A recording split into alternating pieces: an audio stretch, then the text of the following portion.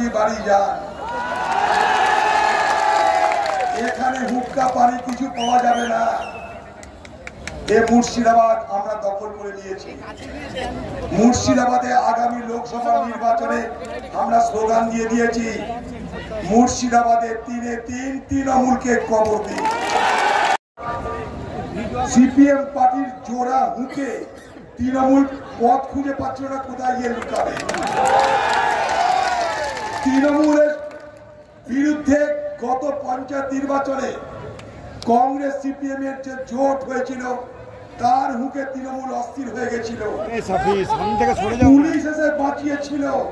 এবার পুলিশ বাপধনদের আর বাঁচানোর রাস্তা দিব না। যদি বলেন কি করে, তাহলে বলতে চাই ঘুঘু বারবার ধান খেতে যাবে না, ঘুঘু একবারই ধান খেতে। নির্বাচন কমিশনের কাছে একবার নয় কয়েকবার আমি দেখা করেছি, বলেছি কি অবস্থা বিস্তারিতভাবে বর্ণনা করেছি। ভারতবর্ষের নির্বাচন কমিশন কথা দিয়েছে, নির্বাচন কমিশন কথা দিয়েছে ভোট শান্তিপূর্ণ হবে, এ ভোটে কাউকে রিগিং করতে দেওয়া হবে না, কথা দিলাম। আপনারা দেখলেন ডিআইজি করে নিয়ে এসেছিল মুকেশ কুমারকে, এই মুর্শিদাবাদের আগের এসপি ছিল, এই মুর্শিদাবাদ লুট করার জন্য। নির্বাচন কমিশনকে বলে তাকে আগে বসিয়ে দিয়েছি, জায়গা থেকে তাড়িয়ে দিয়েছি, খেয়াল করে দেখছে। এই এলাকার মানুষ জেনে রাখুন, এখানে পুলিশ আর তৃণমূল যতই ষড়যন্ত্র করুন, একটাও বুথে মানে একটাও বুথে রিগিং করতে দিব না, দিব না, দিব না।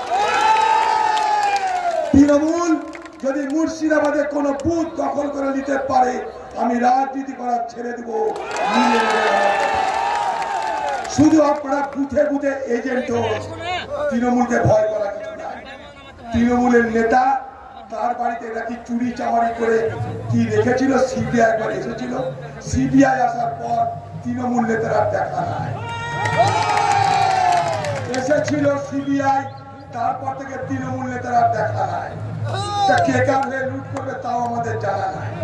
পুলিশ একা লুট করতে গেলে তৃণমূল আর পুলিশের যত গুন্ডামি হবে, যত মস্তানি হবে, যত ষড়যন্ত্র হবে, সব রুখে তবে এখানে নির্বাচন করবো, মিলিয়ে নেবে। খালি বুথে এজেন্ট হোক, আর যখন কোথাও রিগিং হবে, রংবাজি হবে, অন্যায় হবে, অত্যাচার হবে, শুধু একটা খবর পৌঁছে দিন আমাদের কাছে, তারপর কি করতে পারে আপনারা দেখে দিন। এলাকার মানুষকে ধাপ্পা মারতে, মিথ্যা কথা, ফালতু কথা বলতে আসে। এই জনস্রোত সারা মুর্শিদাবাদ থেকে তৃণমূল আর পুলিশের যৌথ সন্ত্রাসকে উড়িয়ে নিয়ে গিয়ে পদ্মার জলে ফেলে দিবে। আগামী 13 তারিখ, আগামী 7 তারিখ মিলিয়ে নেবে।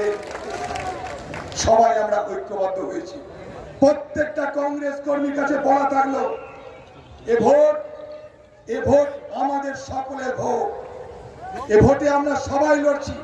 যেমন অধীর চৌধুরী লড়ছে, ঠিক একইভাবে মোহাম্মদ সেলিম লড়ছে, ঠিক একইভাবে মর্তুজা লড়ছে।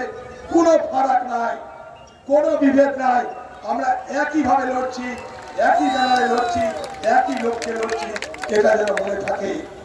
কোথাও মুর্শিদাবাদের কোথাও, এই মুর্শিদাবাদ লোকসভার কোথাও যেন মোহাম্মদ সেলিমকে জেতানোর জন্য কংগ্রেস কর্মীদের কর্তব্যে কোনো ত্রুটি না হয়। দরকার হলে জান দিয়ে দিও, কিন্তু সেলিমকে এখান থেকে জিতিও। সেলিমকে আমরা দাউদ দিয়ে নিয়ে এসেছি। আমি বলেছিলাম, সেলিম ভাই আপনি দাঁড়ান, মুর্শিদাবাদের মানুষ মেহমানের মেহমানি করতে কখনো ভুল করে না।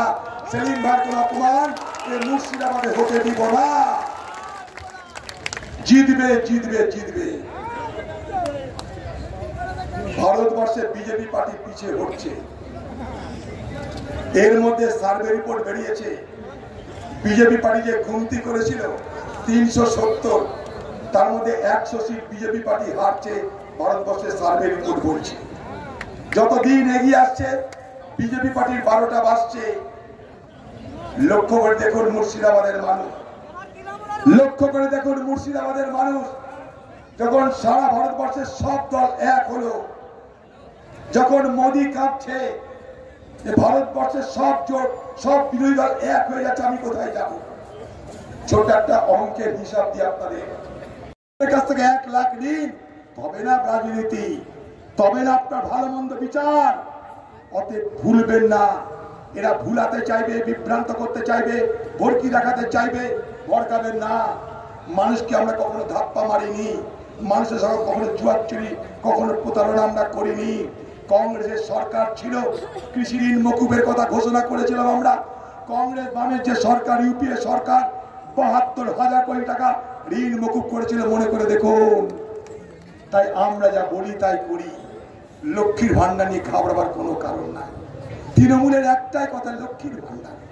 তৃণমূলের বাপের টাকা নয় লক্ষ্মীর ভান্ডার, কারো বাপের টাকা নয় রে তৃণমূল, তোদের বাপের টাকা নয় লক্ষ্মীর ভান্ডার। আমার আপনার মেরে খাচ্ছে ওরা, পঞ্চায়েতে লুট হচ্ছে, ঘরের টাকা লুট হচ্ছে, রেশনে লুট হচ্ছে, সর্বত্র লুট আর লুট। গোটা বাংলা লুটেরাদের রাজ্যে রূপান্তরিত হয়েছে, গোটা বাংলা লুটেরাদের রাজ্যে রূপান্তরিত হয়েছে। আজকে 100 দিনের কাজ কেন পাচ্ছেন না? কাজের অধিকার, আইনি অধিকার, সে আইনি অধিকার দিয়েছিল কংগ্রেস বামের ইউপিএ সরকার।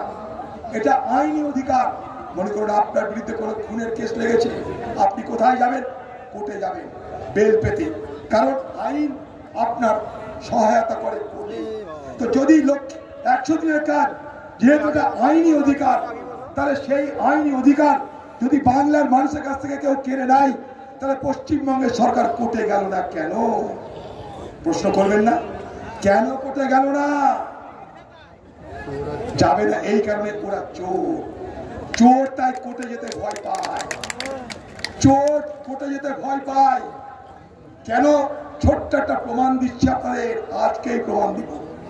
কর্ণাটক সরকার কংগ্রেসের, সেখানটায় প্রচন্ড পরিমাণ খরা হচ্ছে, সেই খরায় চাষাবাদ বন্ধ হয়ে গেছে। কর্ণাটকের সরকার বলেছিল কেন্দ্রকে, খরার সময় আমাদের অর্থ দাও, এটা আমাদের প্রাপ্য। প্রত্যেকটা রাজ্যের প্রাপ্য অর্থ থাকে, কেন্দ্র দিতে রাজি হচ্ছিল না। কর্ণাটক সরকার কি করলো? সোজা সুপ্রিম কোর্ট গেল। সুপ্রিম কোর্ট কি বলছে? কেন্দ্রকে বলছে সিধা কর্ণাটক সরকারকে টাকা ফেরত দাও। টাকা ফেরত দিচ্ছে। তা পশ্চিমবঙ্গের সরকার কেন কোর্টে যাচ্ছে না বলুন? ওরা এখানে বলছে 100 দিনের কাজের টাকা দিচ্ছে না কেন? ওরা এখানে বলছে ঘরের টাকা দিচ্ছে না কেন? তা ওরা কোর্টে গেল না কেন আমি জানতে চাই। জিজ্ঞেস করবেন না এই প্রশ্ন? এই প্রশ্ন জিজ্ঞেস করবেন তাদেরকে। ওরা জানে উত্তর দিতে পারবো না। মোদির হাত থেকে বাঁচতে চাই দিদি, মোদির হাত থেকে বাঁচতে দিদি সারা বাংলার ধর্মনিরপেক্ষ চরিত্রকে বিসর্জন দিয়ে দিল। হ্যাঁ, দেশ যদি না বাঁচে সমাজ বাঁচবে না, সমাজ যদি না বাঁচে পার্টি বাঁচবে না। আর আমি আপনি বাঁচা দূরের কথা, আজকে প্রশ্ন দেশ বাঁচবে কিনা। মোদির সামনে দাঁড়িয়ে আছে একটা প্রতিরোধ। সেই প্রতিরোধের নাম কি? সেই প্রতিরোধের নাম ধর্মনিরপেক্ষতা, সেই প্রতিরোধের নাম গণতন্ত্র। মোদি জানে যে ভারতবর্ষে যদি ধর্মনিরপেক্ষতা চালু থাকে তাহলে আমার স্বপ্ন পূর্ণ হবে না। তাই ধর্মনিরপেক্ষ শক্তিকে খতম করতে হবে। ধর্মনিরপেক্ষ শক্তি কি? ভারতবর্ষের ধর্মনিরপেক্ষ শক্তি কংগ্রেস, ভারতবর্ষের ধর্মনিরপেক্ষ শক্তি বামেরা। ইতিহাস কথা বলবি। বামেদের সঙ্গে আমাদের দোস্তি এইখানে। বামেদের সঙ্গে অনেক ঝামেলা হয়েছে, অনেক ঝঞ্ঝাট হয়েছে, অস্বীকার আমি করব না। কিন্তু দেশ বাঁচানোর প্রশ্নে সব ত্যাগ করতে রাজি আমরা। তাই ধর্মনিরপেক্ষতাকে বাঁচাতে হবে। ধর্মনিরপেক্ষতাকে বাঁচানোর জন্য কংগ্রেস বামকে এক হতে হবে। তাই আমরা এক হয়েছি, এক হতে হবে। দেশ যদি না বাঁচে পার্টি ফাটি কিছু থাকবে না এদেশে। কংগ্রেস সিপিএম তো পরের কথা। সব থেকে বড় বাধার প্রাচীর মোদির কাছে ধর্মনিরপেক্ষতা আর গণতন্ত্র। সেই বাধার প্রাচীরকে আরো মজবুত করতে হবে। তার জন্য এই জোট, তার জন্য এই ভোট এলাকার মানুষ মাথায় রাখবেন। হ্যাঁ।